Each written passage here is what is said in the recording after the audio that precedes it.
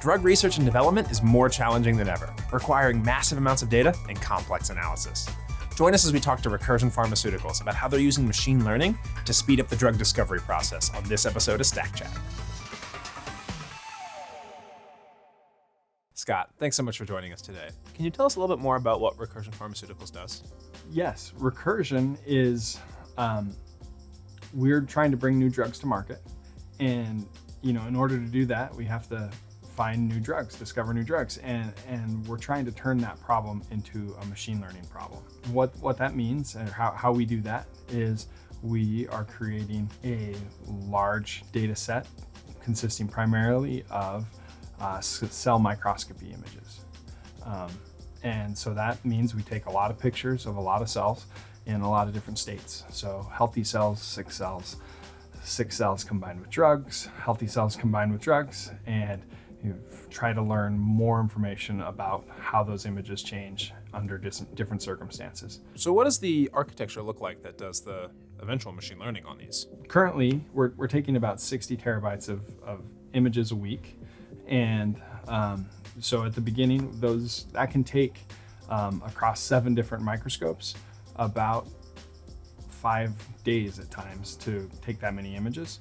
And so we're constantly, as soon as those images are available, we're uploading them into GCS and sending off events that those images are available for processing. And then we have a couple of different Kubernetes clusters running on GKE. All our software is deployed in there, and we have a number of applications that are reacting to these events, aggregating them to different levels, and then scheduling processing in our kind of jobs Kubernetes cluster to do different computation on the images or the results of previous processing until we boil those down into more refined features through this feature extraction process. And then those features are used and analysis is done, runs through, depending on the type of experiment, it runs through different analyses where all these results, all these metrics, quality metrics on the images and a lot of different things are stored in a combination of Cloud SQL and BigQuery. And then all that data is used to make decisions and design our next round of experiments.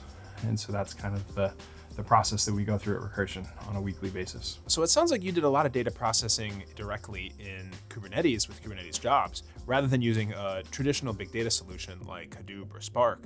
What made you kind of choose to write your own in Kubernetes? So I think there's a number of factors. So the 2 primary factors that pushed us in that direction was that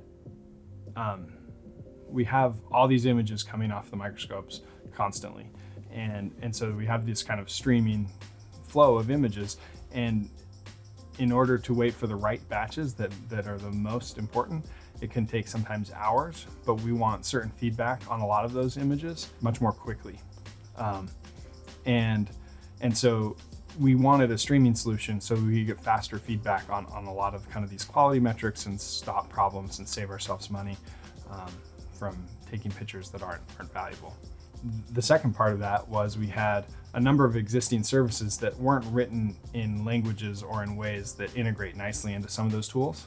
And so some of those were, cloud functions or Lambda jobs and other things that we wanted to be able to not have to rewrite all of that in order to just orchestrate this pipeline.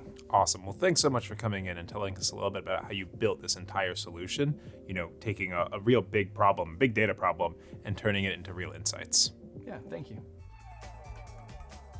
Check out this quick guide to try running Kubernetes jobs of your own. Thanks for watching, and make sure to subscribe for more great Google Cloud Platform content. We'll see you next time on Stack Chat.